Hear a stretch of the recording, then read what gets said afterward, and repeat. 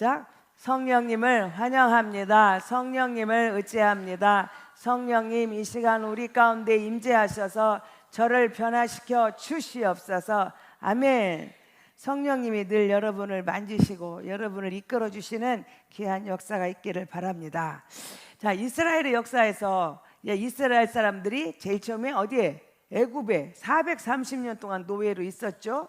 그리고 자, 모세를 통하여 출애굽을 합니다. 그리고 가나안의 여호수아와 함께 가나안에 들어가게 되죠. 그래서 가나안에서 여호수아가 함께 들어가서 여호수아가 죽으니까 그 다음에 누가 나라를 정치했어요?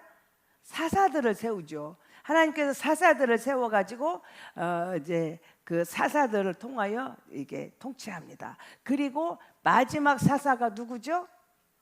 누구? 사무엘. 그래서 사무엘이 마지막 사사가 되어가지고 사무엘이 죽으니까 그 다음에는 무슨 시대가 됐어요? 왕정 시대가 됐죠. 그리고 우리가 수요일 날 오면은 장충만 목사님한테 캐스케드 이거 다 배운 거예요. 자, 왕정 시대가 돼가지고 그래서 첫 번째 1대 왕이 누구죠? 사울 왕. 2대 왕은 다윗. 3대 왕은 솔로몬. 자, 이 세 왕이 통치할 때는 나라가 하나가 됐어요. 근데 솔로몬을 지나서 그 다음에 나라가 두 개로 분열되죠. 남쪽은 유다, 북쪽은 이스라엘. 자, 남쪽 유다 초대 왕이 누구죠? 네? 르호보암. 그다음 북쪽 이스라엘 초대 왕은 여로보암입니다. 자, 북쪽 이스라엘에 몇 명의 왕들이 통치하죠? 19명. 남쪽 유다는 20명. 왜냐하면 한 명의 여자가 더 있거든요. 그래서 20명을 통치합니다. 그래서 먼저 망한 나라가 어디죠? 이스라엘. 누구한테? 아수르한테 이스라엘이 멸망당해요. 그리고 그 다음에 남유다가 누구한테 명해요? 바벨론에 의해서 남유다가 멸망당합니다. 자, 이때 바벨론에서 한 번에 왕창 멸망한 게 아니고 4번에 걸쳐서 침공을 하고 그 4번에 걸쳐서 멸망이 옵니다. 이때 그 포로로 잡혀온 한 청년이 있었으니 그가 오늘 말씀을 나눌 다니엘입니다.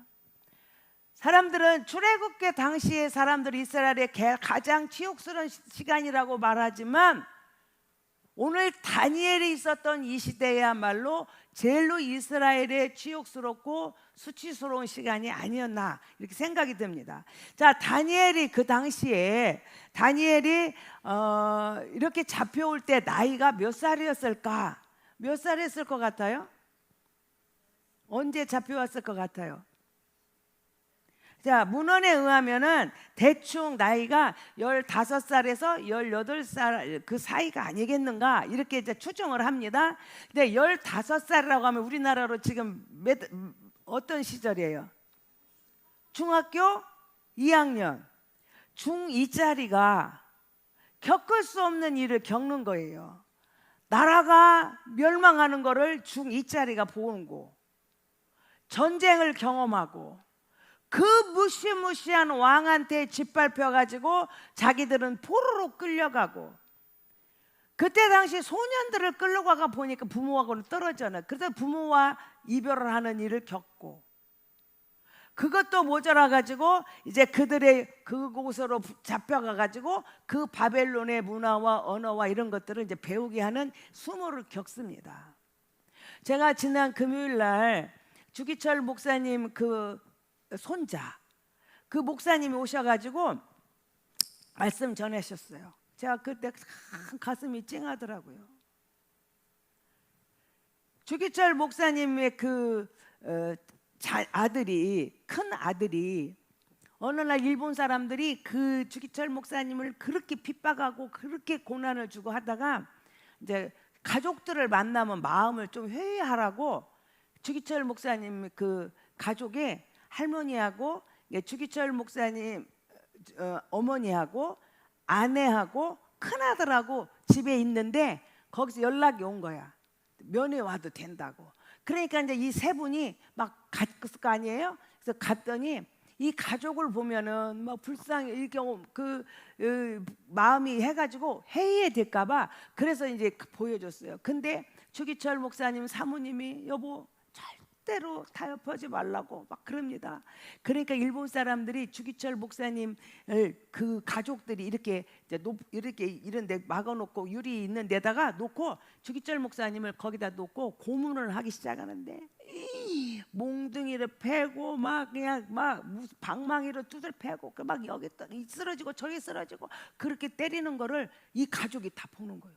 그러니까 주기철 목사님 어머니 기절하고 이 아들이 자기 아버지가 그 고난당하는 거 보는 거잖아요. 주전자에다가 요만한 주전자에다 고춧가루를 타가지고 막 거기다 퍼붓는 거예요. 이 아들이 그거를 보고 3개월 동안 실어증이 걸렸대. 그 아버지의 그 고난을 보고 그런 거예요. 그러니까 정말 지금 사춘기 때잖아요. 중학교 2학년이면 그죠? 지금은 뭐 사춘기가 뭐 초등학교 막 4학년이면 온다는데 그래서 중학교 2학년 3학년 그때가 사춘기 때 아니에요. 그때 그런 충격적을 그러니까 주기철 목사님 아들은 실어증이 걸렸다. 그 아버지를 막 그 고통하는 보고 너무 충격을 받아가 몇 개월 동안 말을 못했대요. 그 이 다니엘은 어떻게 했어요? 그 엄마라도 계셨으면 다행인데 가족과 떨어지고 그 고난의 시간들을 보냅니다. 근데 그 문헌에 의하면은 바벨론 사람들은 다른 나라 침공하잖아요. 그 꼭 유다 사람만 아니라 이 나라 침공 저 나라도 침공을 해가지고 그를 승리를 하잖아요. 그러면 그 나라에서 가장 똑똑한 왕족이나 귀족 중에서 아주 탁월한 사람들을 포로로 잡아오는 거예요. 그리고 포로로 잡아와가지고 이 사람들에게 바벨론의 가치관, 바벨론의 정서, 바벨론의 모든 문화, 바벨론의 모든 것을 사상을 가르치는 거예요. 잘 집중해서 가르쳐요. 그리고 3년쯤 가르치고 난 다음에 이 사람을 다시 그 나라로 보내서 바벨론의 말하자면 하수인 노릇을 하게 하는 거예요. 그래서 그 나라를 통치하게 가르치는 거예요. 그러니까 지금 이 다니엘도 그렇게 해서 그래서 다니엘은 왕족이 아니겠느냐 이 문헌에서 추측을 해요. 근데 다니엘이 그렇게 해서 잡혀러 왔어요. 그리고 이제 다니엘이 그때부터 교육을 받는 겁니다. 자, 이렇게 교육을 받고 그 나라의 언어, 그 나라의 문화, 그 나라의 법, 그 나라의 종교, 그 나라의 신화, 그 나라의 점성술. 그래서 바벨론 사람들은 점치는 걸 좋아하잖아요. 그래서 술객과 박수들을 불러놓고 임금님이 꿈만 이상한 거 꿔도 술객과 박수를 불러서 네 꿈 좀 해석해봐라. 그리고 전쟁에 나갈 때도 그러니까 술객과 박수들을 불러가지고 어떻게 하면 좋겠냐. 그러면 점치기를 해가지고 가세요, 가지 마세요 이렇게 하는 거예요. 이런 모든 것들을 배우는 자체가 왜냐하면 이스라엘 사람들은 4살부터 시작해도 12살 먹기 이전에 유대인 모세오경을 다 암기시켜요. 모세오경을. 그러니까 4살부터 배우기 시작해서 12살 배우고 모세오경을 다 암기하면 그들은 오직 정신과 생각이 가치관이 하나님 중심으로 묶여지는 거지요. 자, 그렇게 훈련받은 지금 15살쯤 되니까 좀 더 될 수도 있고 그렇게 훈련받은 다니엘이 이런 문화와 이런 우상을 접할 때 그것이 용납이 되겠느냐? 안 되죠. 그래서 그런 고통 중에 있을 때에 지금 다니엘이 여러 번의 수모를 겪잖아요. 그렇게 우리가 그잖아요. 어떨 때 우리 아버지가 막 세상에서 최고 힘세고 최고 잘 지내릴 때 어느 날 뭐 어떻게 하다가 싸움이 났는데 우리 아버지가 어떤 사람한테 개패듯이 맞았다고 생각해봐. 얘가 충격이 얼마나 크냐고. 자기는 예루살렘 성이 최고인 줄 알았는데 그때 바벨론에 있는 그 성들은 너무 휘황찬란한 거예요. 그런데 압도되고 그리고 지금까지 오직 하나님 중심으로 살았던 다니엘이 그런 이방 우상의 문화와 우상의 방법과 우상의 언어와 우상의 것들을 배우니 이게 얼마나 수치가스럽고 자존심 상하고 얼마나 내 마음에서 거부를 했겠어요. 그리고 첫 번째 그리고 그에게 당한 게 뭐냐면 이름을 바꾸는 거예요. 이름을. 다니엘이라는 사람이 다니엘이라고 하는 말의 뜻은 하나님은 나의 심판자시다. 나를 심판하실 분은 이 세상에 아무도 없다. 하나님만이 나의 심판자다. 하나님은 나의 왕이시다. 하나님은 나의 통치자시다. 하나님만 하실 수 있다. 오직 하나님 중심에. 그 다니엘 이름을 부르면요, 다니엘아 다니엘아 그러면 하나님은 왕이시다, 하나님이 통치자시다, 하나님이 나의 심판자시다, 하나님이 전부다라고 고백하는 거예요. 그런데 그 다니엘의 이름을 바꾸죠. 뭘로? 벨드사살이라고 바꿉니다. 저희 어머니가 우리 자녀를 낳았는데, 내가 딸을 셋을 낳겠다, 태몽 꿈을 꿨대요. 그랬더니 딸을 셋 낳았더래요. 그래서 어느 날 큰 아들을 임신을 했는데 태몽 꿈을 꾸니까 호박에 막 주렁주렁이 달렸더래. 근데 한 빈칸이 있더래. 빈칸은 이게 딸이구나 알은 거예요. 그래서 딸 셋을 낳았구나 생각을 하고, 그러면 내가 딸 셋을 낳을 때 이름을 뭐라고 지을까 막 고민을 하다가 어머니가 진선미로 지어야겠다. 그래가지고 큰 딸은 진숙이, 둘째 딸은 선숙이, 셋째 딸은 미숙이에요. 그래서 우리 딸을 다 진선미야. 그러니까 엄마가 이름을 지을 때는 뭐라 그래요? 너는 네 생에 이런 사람이 되어라, 이렇게 살아라 하고 이름을 지어준 거잖아요. 그래, 진짜 그대로 우리 언니는 진숙이니까 선생님이 됐어요. 저는 선숙이니까 이렇게 목사가 된 거예요. 근데 우리 동생은 미숙이에요. 걔는 미술을 잘해요. 예술가예요.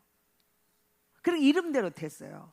다니엘을 그렇게 이름을 지을 때는 그 부모가 너는 얘들아 얘야 하나님밖에 우리 통치자는 하나님뿐이야. 하나님이 우리 왕 중에 왕이시야. 하나님보다 더 위는 없어. 그래 다니엘이 고백하는데 이름을 벨드사살이라고 바꿔. 얼마나 자존심 상해요. 얼마나 수치스러워요. 왜? 벨드사살은 벨이 나의 보호자다 그래. 벨이 뭐냐? 벨이 그거는 바벨론 여러 신 중에 하나예요. 그래서 바벨론에서 최고의 신이 바드둑이에요. 그 신의 부인이 벨이야, 벨. 그래서 그 사람들은 생각하기를 이 벨은 생명을 주장한다고 생각을 해요. 그래서 그들은 생명의 주장자는 벨이라고 생각하고, 그래서 생명은 벨이 주는 거야. 그래서 벨이 지켜주지 않으면 우리는 아무것도 살 수 없어. 그래서 그거를 벨에게 모든 걸 뺏기. 그러니까 벨드사살은 하나님 중심에 하나님은 왕이다 하고 사는 다니엘이 너는 벨이 지켜줘서 벨이 보호해줌으로 너는 이렇게 잘 되고 벨이 너희 생명을 지켜줌으로 이렇게 된다고 하는 고백이에요. 그러니까 다니엘아 다니엘아 부를 때는 하나님께 영광인데 벨드사살아 부르면 누가 높아져? 벨이 높아져. 벨신이 높아지고 벨이 지켜줘서 벨이 생명 주셔서 막 이렇게 되는 거예요. 그러니까 자존심이 너무 상하는 거죠. 마음의 수모가 너무 커요. 그런데 다니엘이 이렇게 이름이 벨드사살이라고 부름 받은 뒤부터 어느 누구도 왕궁에서나 어디에서도 다니엘을 다니엘이라고 불러준 사람 아무도 없다는 거예요. 이때부터 누구도 다니엘이라고 부른 사람이 없고 모두가 다 벨드사살이라고 불러줍니다. 자신이 잘해서 이제 다니엘이 잘하고 지혜롭고 똑똑하잖아요. 막 해몽도 잘하고 막 일 잘하시잖아요. 다니엘이 높아지면 높아질수록 뭐라고 불러? 벨드사살이 역시 지혜롭다. 벨드사살이 역시 똑똑하. 왜 벨드사살이 이런 일을 했구나 하고 말할 때마다 누가 높임을 받아? 벨이 그 신 벨이 높임을 받는 거예요. 그러니까 이 벨드사살은 너무 그때마다 마음을 결정하는 거예요. 너희들이 나를 아무리 벨드사살을 불러도 나는 벨드사살로 살지 않는다. 나는 다니엘로 살는다. 다니엘로 내가 살겠다고 마음을 정해요. 뜻을 정해요. 그리고 합니다. 근데 이것도 모자라 가지고 더 치욕스러운 소리 있는데 무슨 일이 있었냐면 바벨론으로 이렇게 포로로 잡혀와 가지고 왕궁에서 사는 사람들은 그게 누구나 왕궁에서 사는 사람들은 그 사람들 남자는 전부 다 거세를 해요. 다니엘도 문헌에 의하면 거의 99% 이상 거세를 당했다고 믿어요. 얼마나 치욕스럽습니까? 그 궁 안에 있는 모든 사람들은 그러니까 다 그렇게 거세를 당해요. 그런데 다니엘은 그 느부갓네살 왕을 보필하고 있었으니까 그래서 99% 이상 그렇게 됐다고 생각을 합니다. 그런데 다니엘의 세 친구는 했을 수도 있고 안 했을 수도 있어요. 왜냐하면 그 사람들은 다른 지방으로 파견이 돼요. 왕궁에 있지 않고 지방으로 파견되니까 했을 수도 있고 안 했을 수도 있다. 그런데 왜 그것이 그렇게 다니엘에게는 치욕스러운 일이냐면, 다니엘이 그냥 그런 행동을, 그런 일을, 처신을 당한 것도 물론 말할 수 없는 수치인데, 더 수치스러운 건 뭐냐면 신명기 23장 1절 이하를 보면은 이런 말이 나와요. 거세 당한 사람은 절대로 의인의 회중에 들어오지 못한다. 그러니까 그렇게 거세한 사람은 하나님 나라에서 완전히 배제당하는 사람, 하나님 나라에서 쫓겨난 사람, 거절당한 사람, 저주받은 사람으로 인정되는 거예요. 그런 사람은 이 교회 안에도 들어오지도 못한다는 거지. 그래서 다니엘서를 읽어보면은 다니엘은 한 번도 회당에 가서 공동체와 기도했다 그런 말이 없어요. 다니엘은 혼자, 어디서? 집에서 나 혼자 하루에 3번씩 어디를 향하여? 예루살렘을 향하여 창문을 열어놓고 하나님께 기도하는 거예요. 그 일을 당한 것도 말할 수 없는 수치지만, 그렇게 당한 사람은 하나님한테 거절당한 사람이에요. 제가 이거를 생각하니까 정말 억장이 무너지더라고요. 그래서 다니엘은 한 번도 공동체에 들어갔다는 말이 없고, 다니엘은 부인이 어떻고 자식이 어떻고 하는 이야기가 성경에는 한 번도 없어요. 그래서 99% 이상이라고 말하는 거예요. 제가 고등학교 1학년 때 예수님을 만났어요. 고등학교 1학년 때 예수님을 만나고 제가 너무 주님의 큰 은혜를 받고 보니까 이 은혜에 어떻게 하면 내가 주님을 위하여 아름답게 살까 하는 생각을 제가 하게 됐어요. 그래가지고 제가 결심을 했어요. 내가 신학교를 가야겠다. 신학교를 가서 주의 종으로 일생을 주님께 드려야겠다 마음을 먹었어요. 근데 그때 당시 우리 집은 예수 믿는다는 이유로 얼마나 저를 핍박을 하는지 몰라요. 예배 드리고 있으면요, 누가 문이 팍 열려. 그러면 누가 막 사자머리를 하고 막 씩씩대고 막 이러고 들어와요. 그러면 와갖고 제 머리를 싹 잡고 막 질질 끌고 가. 그럼 예배 가면 완전히 아수라장이 되는 거예요. 그런 핍박 속에 제가 있었어요. 그런데 제가 주의 종일 신학 간다고 하면 우리 집에서 아이고 잘했다, 그 학교도 가야지 그랬을까? 어떻게 했을까?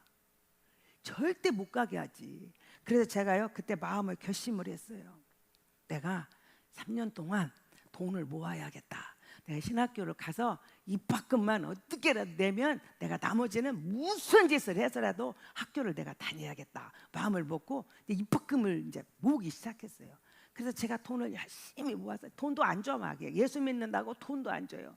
그래도 하여튼 이렇게 저렇게 하고 노트 한 권만 사도 되는데 2권 산다고 거짓말하고 막 이렇게 해가지고 돈을 이제 모으기 시작했어요.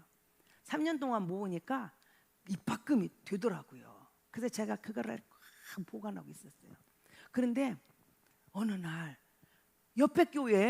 우리 옆에 교회에서 부흥회를 한다고 광고가 붙었더라고요. 그래서 제가 그때 얼마나 사모하니까 막 그 옆에 교회 부흥회를 갔어요. 옛날에는 월요일부터 토요일까지 부흥회를 해요. 얼마나 이 강사님이 은혜스럽게 하는지 막 제가 매일같이 막 참석을 하고 은혜를 받고 목을 붙여.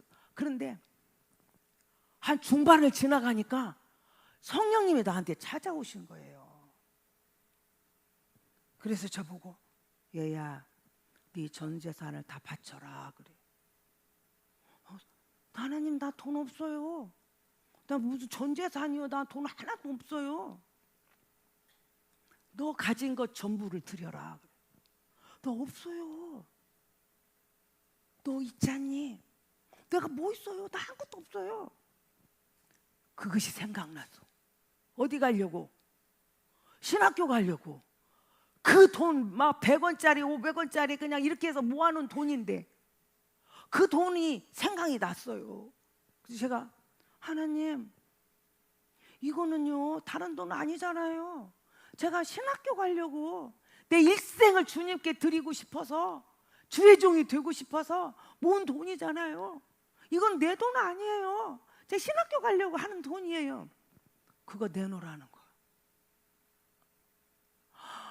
그거를 듣는 순간 제가 갑자기 무너지고, 그래서 제가요, 하나님 앞에 그 말을 듣는 순간 눈물이 나기 시작하고, 왜 하나님이 나보고 이 돈을 아무도 모르는데 내놓으라 하는가. 그래서 제가요 막 그걸 울면서 기도를 하는 거예요. 근데 제가 그 다음날 내 혼자 결론을 내렸어요. 우리 집에서는 아무도 기도해 주는 사람도 없고, 아무도 이런 걸 환영하는 사람도 없고, 그러니까 나는 그 주의 종이 되기 위한 그 자격이 미달인가 보다. 그렇게 제가 딱 생각을 하니까요, 얼마나 그렇게 생각하고 저를 생각하니까 제가 마음이 슬픈지. 하나님한테 거절당한 거잖아요. 제가 제 생각에 이거는 하나님이 그런 게 아니고 제가 하나님한테 거절당했잖아요. 내가 주의 종에 대해서 일생을 주님께 드리겠습니다 라고 했는데 하나님이 노, 그거 다 내놔. 그 학교 등록금 없어 다 못 가잖아. 그러니까 하나님한테 거절당한 것이 너무 마음이 아픈 거예요. 그래서 막 울고불고.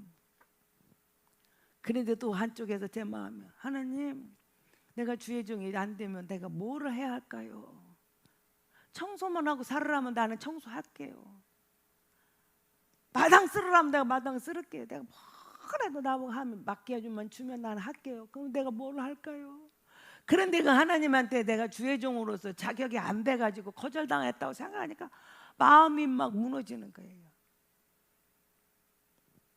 그리고 제가 그 생각을 또 했어. 아니 지금 이 감동이 어디서 왔다고? 옆에 교회. 이 감동이 우리 교회다가 돼. 너는 네가 너를 위해 기도하는 니네 본교회가 되라. 그랬으면은 제가 조금 더 위로를 좀 받았을지도 몰라. 왜? 제가 오늘날 갑자기 선수기가 돈도 하나도 없는 걸 다 전교인이 하는데 오늘 목돈을 헌금을 했어. 얘가 왜 이 돈을 헌금했지? 그래서 여기 뭐 한번 물어봐봐. 이게 뭔 돈인가? 이게 이렇게 할 리가 없어 하고 물어봤는데 양 선수기 그거는 여차저차 하고 이렇게 해서 내가 신학교 가려고 하는데 그러면은 교회가 또 이걸 이렇게 선수기가 헌금을 했는데 이거를 그냥 우리가 말면 안 되지. 우리가 신학생 하나 키웁시다. 그냥 신학생 장학생 줍시다. 이럴 수도 있잖아. 그런데 어디다 바치라고? 알도 못하는, 내가 누군지도 모르고 그 교회다가 내라는 거예요. 이게 그러니 나는 근본이 없어지는 거잖아요. 그래 내가 하나님 앞에 거절당하고 생각하니까 확장이 무너지더라고. 나 막 울고 나는 그것도 자격이 안 되는구나. 제가 오늘 이 설교를 준비하면서 다니엘이 얼마나 치욕스럽고 얼마나 고통스러울까 하는 것이 제 마음에 밀려오면서 제가 옛날에 그 거절당한 것이 생각이 나는 거야. 내가 주의 종이 되려고 하는데 나는 하나님한테 거절당해. 다니엘은 그렇도록 하나님은 내 왕이요, 하나님만이 나의 통치자요, 하나님만이 나를 심판한 자라고 고백했던 하나님 중심의 다니엘이 회중에도 못 들어가고 공동생활도 못하고 하나님 나라에 거절당한 거잖아요. 자기는 거기 접근할 수도 없어. 왜? 거세당한 부정한 사람이니까. 온전히 하나님만 사랑하고 고백하던 다니엘을 그저 부정한 사람으로 찍히는 거잖아요. 제가 막 그 다니엘을 그 마음을 생각하니까 다니엘하고 저는 비교도 안 되는 일이지만도 제가 그 거절당했을 때 울고불고 부르짖던 그 생각이 나는 거야. 저녁에 설교 원고가 안 써져요. 마음에 막 벅차가지고. 또 하나 생각이 나더라고요. 우리 교회를 개척하고 이제 개척교회 목사 사모는 가난하잖아요. 옛날에는 얼마나 가난했겠어요. 지금도 그런데 얼마나 가난해. 진짜 택시비도 없어. 우린 택시도 못 타. 그냥 걸어 다니든지 버스 타든지 그래야 돼요. 근데 한 번은 목사님이랑 신방을 가게 됐어요. 그래서 신방을 하고 오는데 택시 2대도 못 불러. 목사님 돈 없으니까 개인신이 한 대를 불렀어요. 택시 몇 명 타요? 네? 몇 명 타? 정원 4명 타. 근데 우리 대원이 5명이야. 근데 5명 중에 사실은 7명이야. 나는 3명이 붙어서 3명이 나 우리 애기 장충만 목사 없고 3살짜리 우리 딸 손에 잡고 여기는 기저귀 보따리. 택시를 누가 타야 돼? 에? 누구를 제일 먼저 태워야 돼요? 저잖아. 근데 우리 목사님이 보니까 5명이 못 타잖아요. 실제는 다 하면 7명이야. 못 타니. 우리 목사님이 여보 당신 내려. 누구 보고 내리라 하겠어? 나보고 내리래. 당신 내려 그래. 택시 안에 내가 거절당한 거잖아요. 아기를 업고 하나는 손잡고 그 3살짜리가 얼마나 걸을 수가 있어. 삐쩍삐쩍거리지. 그래 자꾸 보따리를 들고 울면서 제가 그 먼 거리를 걸어서 집에로 오는 거야. 택시 못 잡아. 지들은 보따리도 없고 애기도 없으면서 지가 내려야지 왜 나보고 내리라 그래. 지들은 돈이 많잖아. 택시라도 잡아주지 나를 그냥 가라고 하냐. 막 신방 대원이 그렇게 미울 수가 없어 하냐. 그리고는 막 울면서 집에 올 때까지 울고 오는 거예요. 그러니 얼마나 시간이 걸렸겠어요.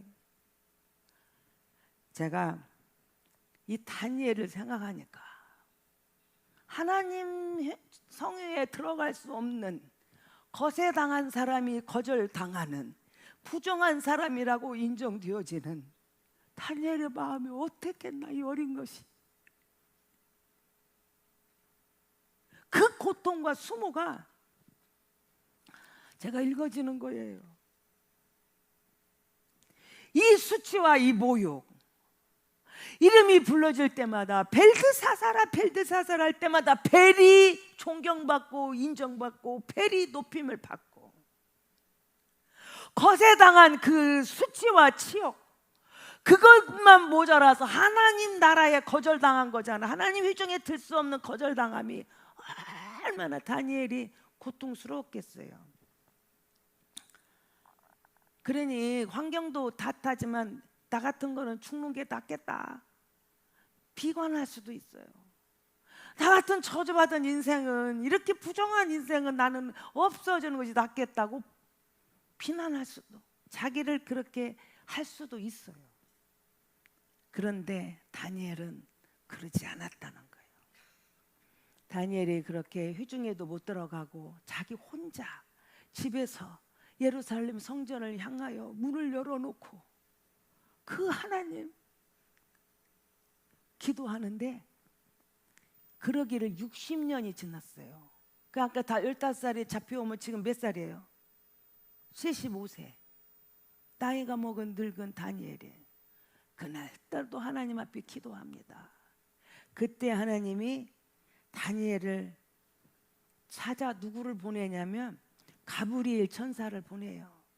가브리엘 천사장이 다니엘한테 와서 하나님이 보여준 환상과 그 뜻을 설명 가르쳐 주는 거예요. 그런데 60년 만에 가브리엘 천사가 딱 와가지고 첫 번째 한 말입니다.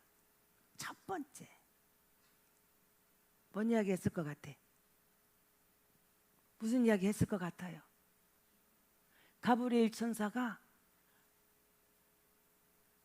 다니엘에게 첫 번째 한 말입니다. 한번 우리가 봅시다. 다니엘서 9장 22절. 시작. 내게 가르치며 내게 말하여 이르되. 자, 누가? 지금 가브리엘 천사가 다니엘한테 이제 가르치고 말하려고 이제 왔어요. 그리고 뭐라 그래요? 뭐라고? 크게 말해봐. 다니엘아! 60년 동안 다니엘은 없어졌어요. 다니엘은 누구도 불러주는 사람이 없어요. 내 이름 이제 잊어버린 것 같아요. 그런데 세상 사람들은 다 다니엘 잊어버렸고 없고 벨드사살만 알고 있는데, 하나님은 다니엘을 다니엘이라고 부릅니다. 다니엘아. 그게 첫 번째 말이야. 다니엘아. 한센병 환자들이, 그거는 피부 접촉으로 병이 옮아요. 한센병은. 그러니까 격리시켜. 한센병이 걸리면 격리시켜. 성 밖에 살아라. 우리나라도 그 대표적인 곳이 소록도잖아요. 한센병 걸린 사람은 격리시켜. 섬으로. 그래서 이게 접촉을 못하게, 그 병이 안 걸리도록. 그런데 예수님이 많은 병자들이 몰려와요. 그때마다 예수님이 어떤 사람은 안수해서, 어떤 사람은 말씀으로, 어떤 사람은 눈에다 흙을 바르고, 청년아 일어나라 명령하고, 나사로야 나오라 그러면 죽은 자가 살아나고, 다 그렇게 해요. 그런데 우리 예수님이 그 한센병 걸린 사람한테는 너는 이 병에서 자유함을 받아라 이렇게 하지 않아요. 그 한센병 걸린 사람을 만져. 손을 대셔. 그리고 이야기해요. 네가 깨끗함을 받았다. 어떤 목사님이 소록도를 갔대요. 소록도를 가가지고 설교를 하고 인사를 하는데, 밖에서 다 악수를 하는데 도대체 손을 여기를 잡아야 하는지 여기를 잡아야 하는지 여기를 잡아야 하는지를 모르겠더래. 왜 그래요? 그 한센병 때문에 손이 다 문드러진 거야. 그래서 이 손가락 이런 게 없어. 그래서 어디를 잡아야 할지를 모르겠더래요. 그래서 이제 하여튼 막 그냥 얼떨결에 그냥 잡고 이제 인사를 하는데, 어떤 사람이 목사님 손을 만지더니 이렇게 막 만지더래. 그래서 이제 맡겼대 그냥. 그랬더니 이분이 눈물을 툭툭 흘리면서 이 목사님 손을 막 그냥 몽둥이 같이 생긴 손으로 이렇게 비비며 만지더래. 왜 그러세요? 그랬더니 그분이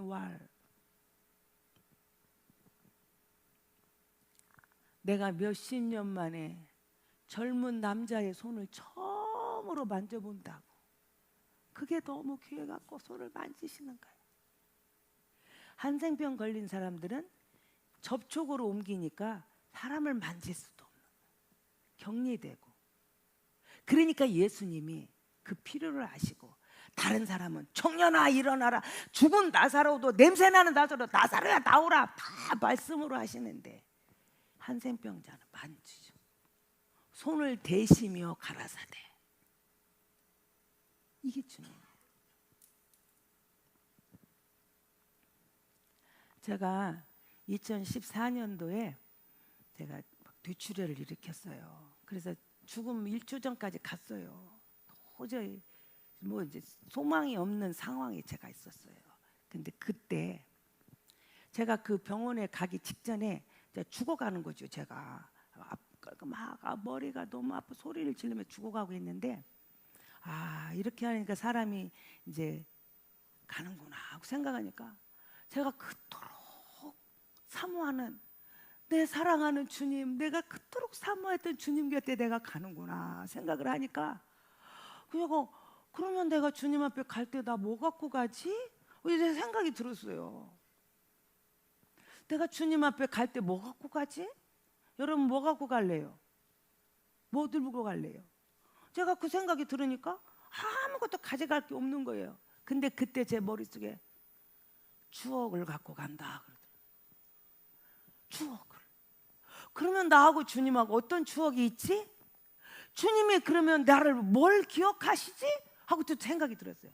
그런데 그때 갑자기 우리 엄마가 나를 죽인다고 여기 앞에 무릎 꿇고 앉아있는 나한테 우리 엄마가 사자머리를 하고 도끼를 들고 나한테 찍어 죽인다고 던졌어요.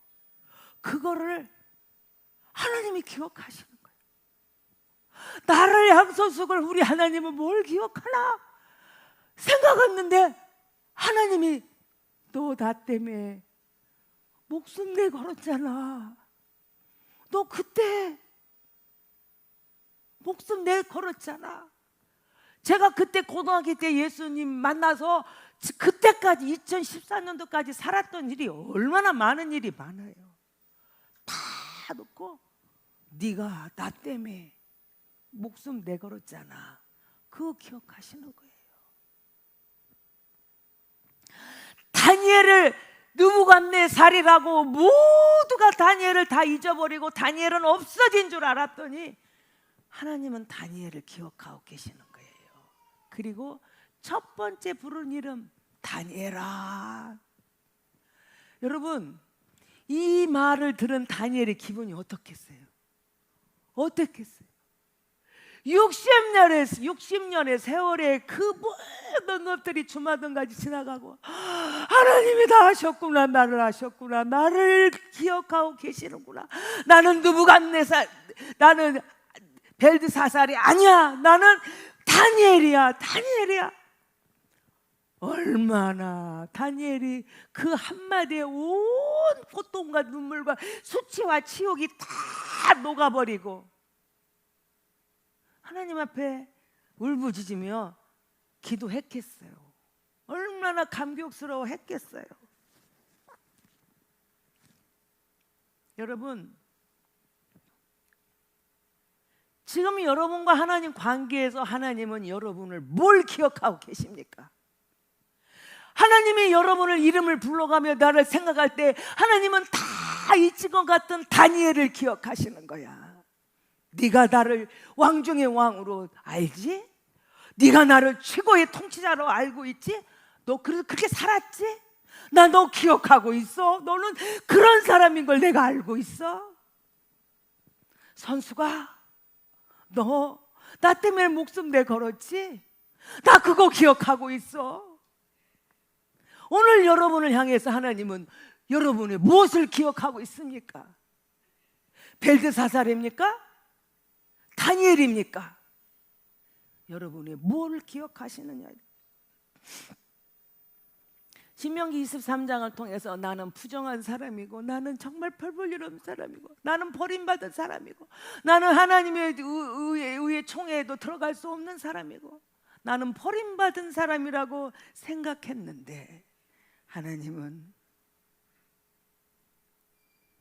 아니야, 너는 진짜 다니엘이야 라고 말씀하신다는 거예요. 여러분, 다니엘이라고 불러주는 그 하나님의 음성이 오늘 여러분에게도 들려지기 바라요. 교회는, 신앙생활은 그냥 들랑달랑 하는 게 아니에요. 하나님과 여러분과 추억을 쌓는 거예요. 하나님이 여러분의 한 가지 언어 하나, 생각 하나, 말 하나까지도 하나님은 다 기억하신다는 거예요. 그런데 기억하는 것이 벨드사살이에요? 다니엘이에요? 무엇입니까? 자, 이런 상황에서 이 느부갓네살 왕을 보면, 이 느부갓네살 왕은 정말 왕이 되기 전부터도 이집트를 공략해요. 공격해가지고 승리하는 사람이에요. 완전히 용맹스럽고 리더십이 탁월하고, 이 느부갓네살은 진짜 말 한마디로 날아가는 새도 떨어뜨리는 사람이에요. 정말 지혜롭고요, 지식이 충만하고요, 거칠 것이 하나도 없어요. 이 느부갓네살 왕은 패배라는 것이 없어요. 두려움이라는 것이 없어요. 모든 것을 가진 이 느부갓네살 왕이 한순간에 어떤 일이 일어나냐? 다니엘서 4장 33절입니다. 시작. 바로 그때에 이 일이 다 느부갓네살에게 응함으로 내가 사람에게서 쫓겨나서 어떻게 소처럼 풀을 먹으며 몸이 하늘 이슬에 젖고 머리털이 독수리 털과 같이 자랐고 손톱은 새 발톱까지 됐다. 자, 세상에 들어올 것이 없고 어느 누구도 느부갓네살을 공격할 사람이 없고 하늘에 나는 새도 말 한마디면 떨어뜨리는 그런 당당한 느부갓네살이 지금 어떻게 됐습니까? 어떻게? 소처럼 풀 먹고 밤에 이슬 맞으며 손톱은 깎을 새도 없어 새 발톱같이 되고 머리털은 사자머리가 되고 땅에서 집에도 못 가고. 누가 그렇게 만들었어요? 누가? 31절입니다. 4장 31절. 누가 그렇게 쟁쟁하고 그렇게 그렇게 용맹 있는 느부갓네살 누가? 자, 이 말이 아직도 다 왕의 입에 있을 때 하늘에서, 하늘 어디예요? 하늘에 누가 있어요? 누가 말씀하셔요? 하늘에서 소리가 났어.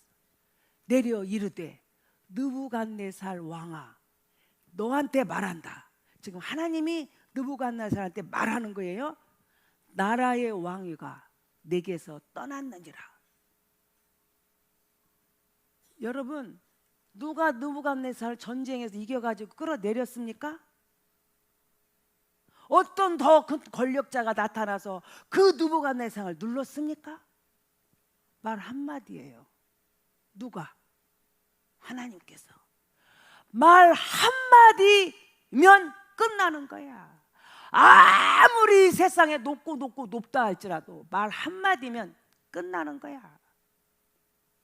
그렇게 당당한 느부갓네살 왕이 하나님의 그 한마디, 네 왕이 떠났다 한마디에 두 마디도 할 것도 없어요.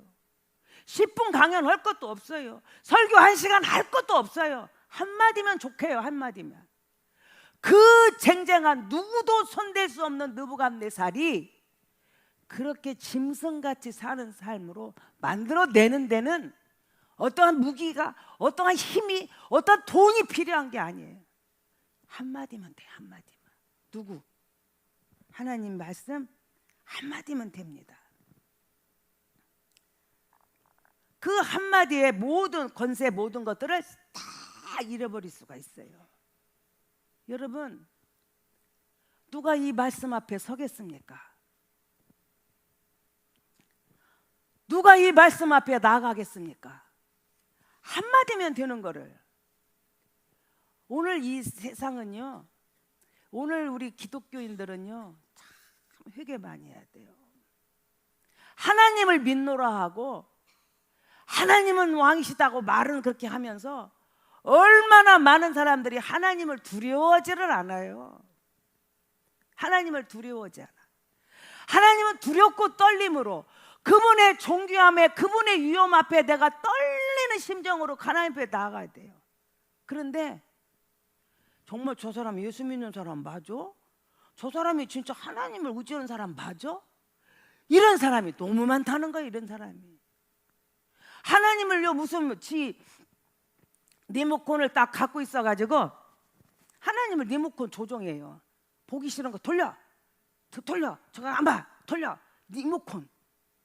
오늘날 그리스도인들은 다 손에 리모컨을 들고 있어 하나님을 조종하고 있어요. 하나님 지금 뭐 하고 있어요? 빨리 응답해야지. 내가 기도한 지가 지금 며칠째인데 왜 응답 안 해요? 하나님 뭐 하고 있어요? 나 빨리 낚여줘야지. 내가 지금 여기 하나님 뭐래? 하나님 알기를요 무슨 개떡으로 알아요. 하나님을 무시하는 성도가 너무 많다는 거예요. 말로는 가르지. 뭔 소리요? 내가 하나님만 의지하고 하나님이 최고로 알지. 말은 그렇게 하는데 실제 삶은 전혀 하나님과 상관없는 사람으로 살고 있다는 거예요. 하나님을 막 무시하고 하나님 앞에, 하나님은 노부트가 아니에요. 내가 막 가란 대로 가고 리모컨으로 조종하며 조종당하는 하나님으로 생각하면 안 돼요. 그것이 다 하나님을 두려워하지 않는 것이 악이라 그랬어요. 이 세상에는 악한 자들이 너무 많아. 기분 나쁘면 교회 안 가. 아, 나 오늘 기분 나빠. 날씨만 더워도 안 가. 그냥 나 집에서 그냥 이게 유튜브로 그냥 볼래. 하나님을 두렵고 떨림으로 하나님을 섬기는 사람은 절대로 그럴 수가 없어요. 어떻게 테레비 앞에 와서 앉아가지고 다리 쭉 뻗고 파자마 입고 그걸도 예배를 하고. 여러분, 하나님을요 너무 우습게 한다는 거예요. 여러분, 가인같이 살면 안 돼요. 가인의 무조건 우리가 찬양하고 뭐 가서 예배 드리고 있으면 하나님은 어이구 귀하다고 받을 줄 알아요? 하나님은 가인의 제사를 받지 않았다는 거예요. 아유, 아침에 한번 갔으면 됐지 무슨 뭐 또 가냐? 무슨 수요일까지 가고 있어? 하나님을 두렵고 떨림으로, 하나님을 진짜 하나님으로 모시고 살아야 할 우리 그리스도인들이 너무 하나님을 발뒤꿈치 때만지도 못 알고 지 필요할 때만 이용해 먹는, 그래서 지 마음대로 빨리빨리 안 들어주면 막 하나님을 원망하고 저주하고 막, 나 그래 교회 안 나가, 나 기도해도 듣지도 안 하는데, 그런 사람이 너무 많아요. 가인같이 살지 마세요. 하나님은 기뻐하잖아요. 우리가 노래한다고 다 하나님 받으실 줄 알아요? 하나님의 임재가 있는 그 찬양, 하나님의 임재가 있는 그 기도, 어떤 사람일까? 두렵고 떨림으로 주님을 대하는 자들이 그런 축복의 주인공이 될 수 있습니다. 자, 여러분, 하나님 말씀 한마디면 그렇게 천하를 움직이는 느부갓네살을 짐승같이 만들 수 있다면 우리는 희망이 있어요? 하나님 말씀 한마디면 내가 지금 짐승같이 곤고한 자리에, 나는 이제 도저히 일어설 수 없다고, 나는 정말 파멸의 자리에 있는 것 같은 나라도 하나님 말씀 한마디면 회복되는 역사가 있을 줄 믿습니다. 하나님의 말씀 한마디만 해주시면 돼요. 그러면 그런 높은 사람도 추락할 수도 있지만, 지금 추락한 나에게 말씀 한마디 하시면 나는 능히 일어설 수도 있다는 거예요. 여러분, 누가 이 말씀을 누가 붙들겠습니까? 이 말씀을, 말씀 한마디면 나는 회복될 수도 있는 이 말씀을 누가 붙들겠습니까? 그런데 이렇게 다니엘이 이런 때 그건 기가 막힌 사건이 하나, 반전 사건이 나와요. 다니엘서 2장 46절입니다. 시작.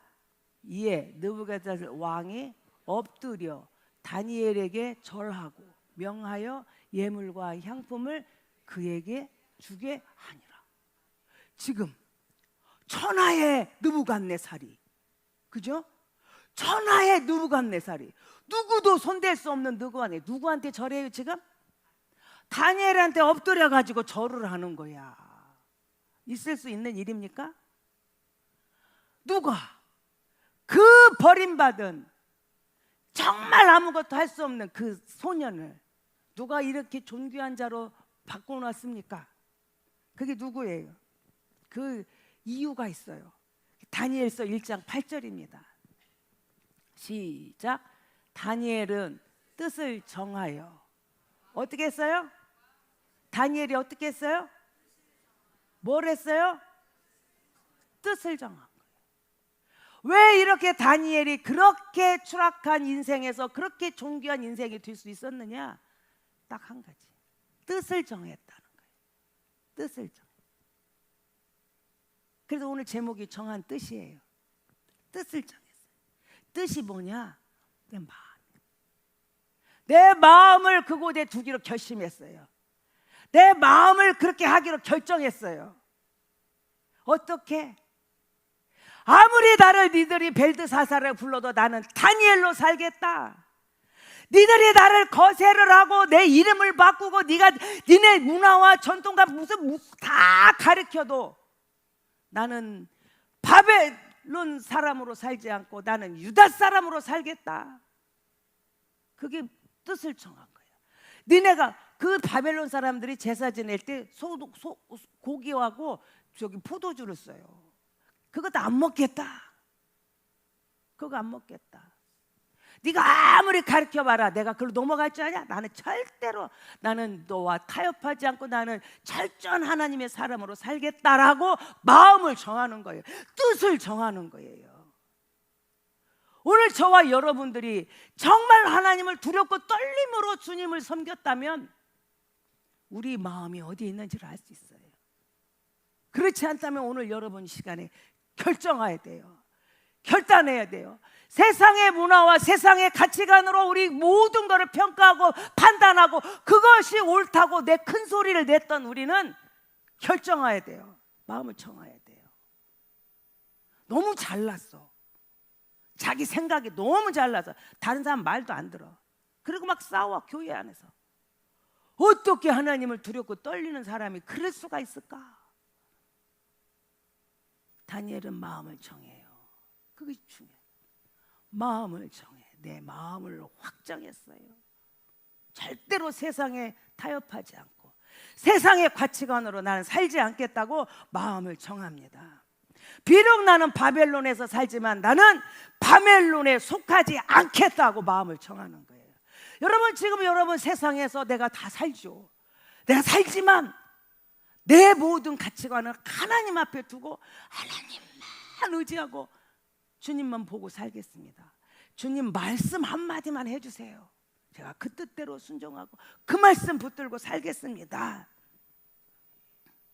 결정하는 저와 여러분이 되시길 바라요. 여러분, 오늘 누가 다니엘처럼 자기 자신을 온전히 하나님 앞에 두기로 결정하시겠습니까? 신앙생활 왔다 갔다만 하는 게 아니에요. 내 마음과 뜻을 하나님 앞에 모으겠다고 결정하고 그분의 말씀대로 내 삶을 말씀의 기준을 삼아서 말씀이 가라면 가고 말씀이 서라면 살고 말씀이 손을 내밀라면 내미는 삶으로 우리가 바꾸어져야 한다는 거죠. 여러분, 우리는 지금 세상은요, 제가 깜짝 놀랐어요. 저번에 어디 커피를 차 한 잔 마시자고 그래서 이제 우리가 일행이 갔어요. 그랬더니 그 옆에 한쪽에 무슨 이렇게 천막 이게 커튼 같은 게 쳐 있더라고요. 그래서 내가 이렇게 좋은 커피숍에 왜 저런 것이 있나 하고 궁금한 거예요. 그래서 왜 저런 것이 있대요? 그랬더니 세상에 거기 뭐 하는데요? 네? 여러분 안 봤어요? 나만 봤나? 난 그 여러 개 봤어요. 거기서 보니까 어떤 여자가 앉아가지고 전보아주더만, 손금이 어떻고 생년월일이 언제. 아니 어떤 커피숍마다 왜 그런 것이 생겼어? 아우 그거요 목사님 뭐 이렇게 재미로 그냥 한번 하는 거예요. 거기 뭐 예수 안 믿는 사람만 들어갈까? 거기 가고 야 우리 저거 한번 해볼까? 생년월일하면 다 손금 보면 다 말해준대. 아유 그건 재미예요 목사님. 그런 거 우리는 관심 없어요. 그냥 하자 해서 한번 재미. 말씀에 있다는 것은 농담도 하면 안 되고 거짓말로도 하면 안 되고 그냥 한번 해보는 그냥 신용도 하면 안 되는 거예요. 온전히 하나님 말씀. 여러분, 내가 주님 앞에 거룩함의 수준을 낮추지 마세요. 괜찮아, 그것도 괜찮고. 아유 근데 살다 보면 그러지. 아유 술 한 잔들도 호술 해야지. 어떻게 그냥 나 직장생활 그냥 못해. 아이고 그냥 이 담배 그냥 펴자.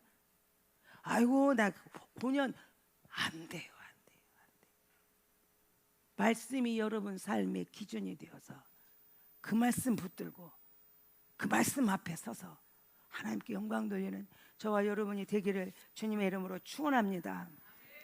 적용 질문입니다. 1번, 하나님은 여러분을 어떻게 기억하고 계시나요?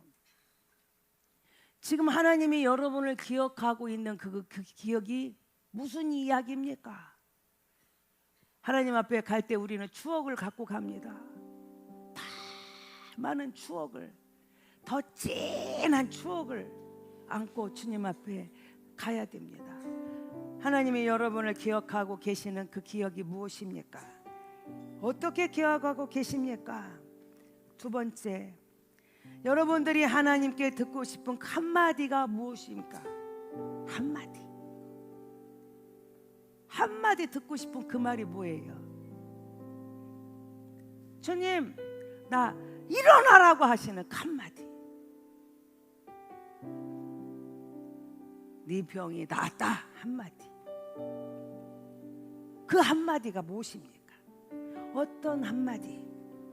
3번째, 누가 하나님 말씀 앞에 나아가시겠습니까? 말씀이 기준이 되어서 그 말씀대로 나아가는 우리 모두가 되기를 바랍니다. 주여 거룩한 기준을 높이겠습니다. 내 거룩함의 기준을 높이는 저와 여러분이 되겠습니다. 결단 찬양 조금 빨리 합시다. 모든 상황 속에서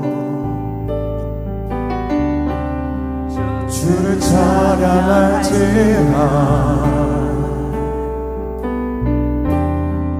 주는 너의 큰 사랑을 큰 도움이시라. 주의 얼굴 구할래. 주의 영을 부으사 크신 사랑 안에서 주를 보게 하소서.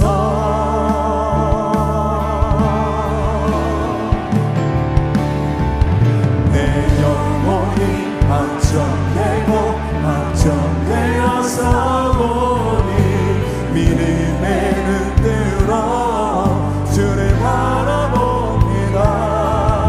내 영혼이 확정되고 확정되어서 보니 믿음의 눈으로 주를 바라봅니다. 주를 찬양할 때 주를 찬양할 때 주의 나라 힘이 임했네. 주의 영원한 나라 주 보게 하소서.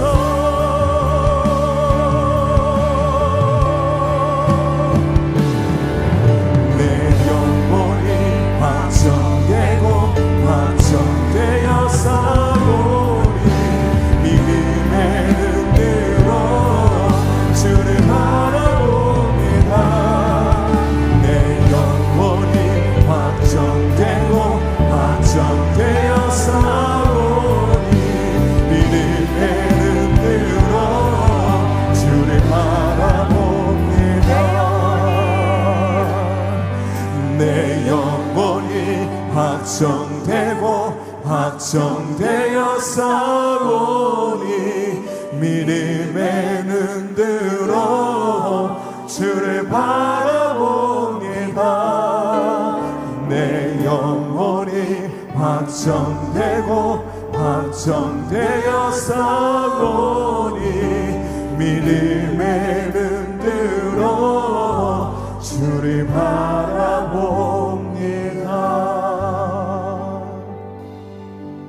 하나님 아버지, 이제 내 영혼이 확정했습니다. 내 마음과 뜻을 하나님 앞에 모으기로 결정했습니다. 하나님 아버지, 확정된 내 마음 온전히 주님만 바라보고 주의 말씀이 기준이 되어서 말씀대로만 살게 도와주옵소서. 이제는 우리 주 예수 그리스도의 은혜와 하나님 아버지의 무궁하신 사랑하심과 성령님의 감동 감화 역사하심이 말씀을 기준으로 주님만 바라보고 따라가기로 확정하고 확정한 사랑하는 성도들 머리 위에 이제로부터 영원토록 함께 하시기를 간절히 축원하옵나이다. 아멘.